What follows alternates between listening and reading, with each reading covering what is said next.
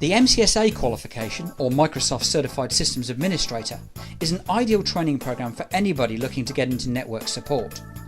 It doesn't matter whether you're new to the IT industry or whether you've already got experience and need to formalise your skills with certification. The right training exists for you.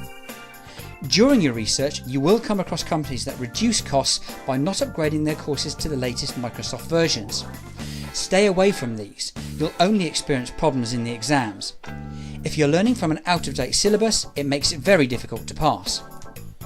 And if you're new to the IT workplace, it's likely you'll need to pick up some basic skills first, before you have a go at the first of the 4 Microsoft Certified Professional exams.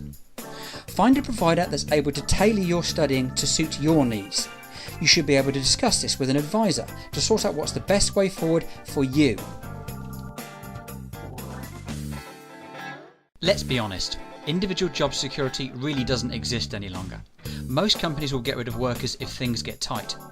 But if your skills and qualifications are in an expanding marketplace, then you're in the right environment for true job security. Where there's a shortage of trained professionals, you'll always find companies looking for the right people. Take the IT industry for example. The last eSkills survey showed there was a skills gap of around about 26%. So this means that for every 4 jobs that exist in IT, there are only 3 trained people to do them. There's really been no better time or market conditions for getting trained into this rapidly evolving market. Students who are looking to get a career in IT very often have no idea which path they should take or what area to get qualified in. After all, if you've got no experience in the IT market, how can you possibly expect to know what somebody actually does day to day, let alone of course decide on which training route is going to be the most appropriate one to get you there. Really, the key to sorting this out is to take a good look at a number of different areas. Things like your personality type. What kind of things do you enjoy and what don't you like? Why you want to get into IT? And you'll need an explanation of each career path and what makes them different from each other. And clearly, you'll need to think about what effort, commitment and time that you're prepared to put into your training. So the only real way of covering these properly is through an in-depth discussion with somebody who knows the industry well enough to be able to guide you. Amazingly, most UK training companies still teach IT from workbooks and reference manuals. For most of us, this tends to be needlessly boring, drawn out and slow.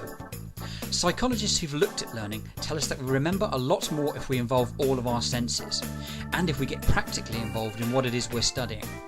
So the answer is to find a course that uses multimedia CD and DVD ROMs, and always make sure you're shown some kind of demonstration from the training company.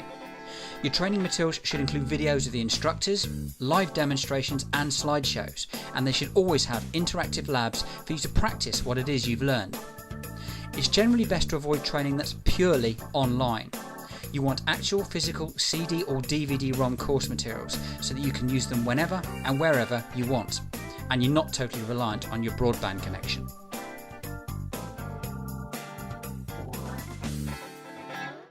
Having full support really is critical with many technical programs, but unfortunately most companies only give office hours or extended office hours support.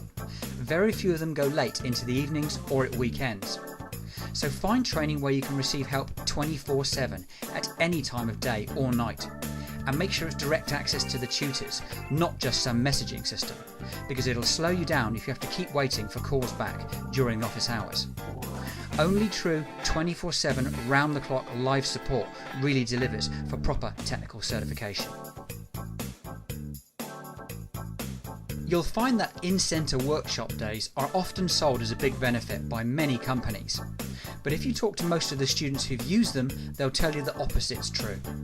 You've got all that travelling, for instance, multiple trips and often hundreds of miles, and the classes are normally Monday to Friday, which means taking 2 or 3 days off work all the time. Well, if you've only got 20 days holidays a year, using half of that on training doesn't leave much for you. And don't forget the extra costs of travelling and accommodation either. Sometimes this runs into hundreds and even thousands of pounds extra. And maybe you'd like to work at your own pace, or maybe you want to keep your training private so there aren't any repercussions at work. And how do you honestly feel about asking questions in a class full of other people?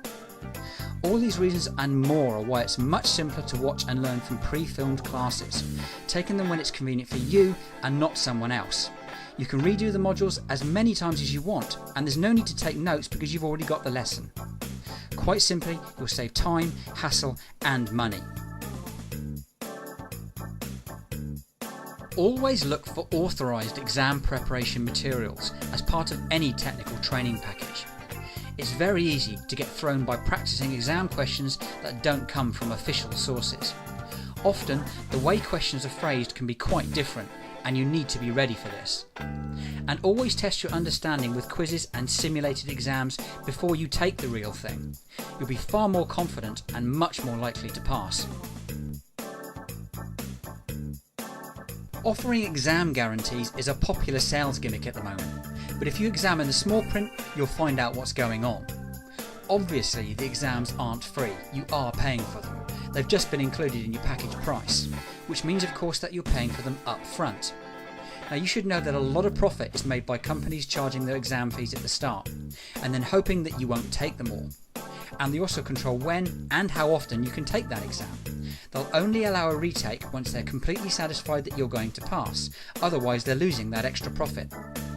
So doesn't it make far more sense to find the best exam deal at the time, not to pay any markup to the training company, and to do it locally rather than in some remote centre? Pay for it when you need it and not before. The honest truth is that if a student pays for their own exams one at a time, they'll be much more likely to pass first time, as they'll be conscious of the cost and they'll apply themselves appropriately. Why pay hundreds or even thousands of pounds extra for so-called exam guarantees when common sense dictates that the best guarantee is study, commitment and good exam preparation? Many companies provide a job placement assistance service to help you get your first IT job. But often too much is made of this, as it's really not that difficult for any motivated and trained person to get a junior role in the IT industry, as there's such a shortage of trained staff. You would ideally want CV and interview advice though, and we encourage students to get their CV updated the day they start training. Many support jobs are offered to students who are still studying and haven't even passed an exam yet. At least you'll be on the maybe pile of CVs rather than the no pile. The best way to get placed is through specialised and independent recruitment consultants. The bottom line is they only get paid when they place you, so they've got the necessary incentive. Many students, it seems, are prepared to study their hearts out for years sometimes, only to give up at the last hurdle when looking for their job. Market yourself, make an effort to get in front of employers. Don't expect that perfect job to just fall into your lap.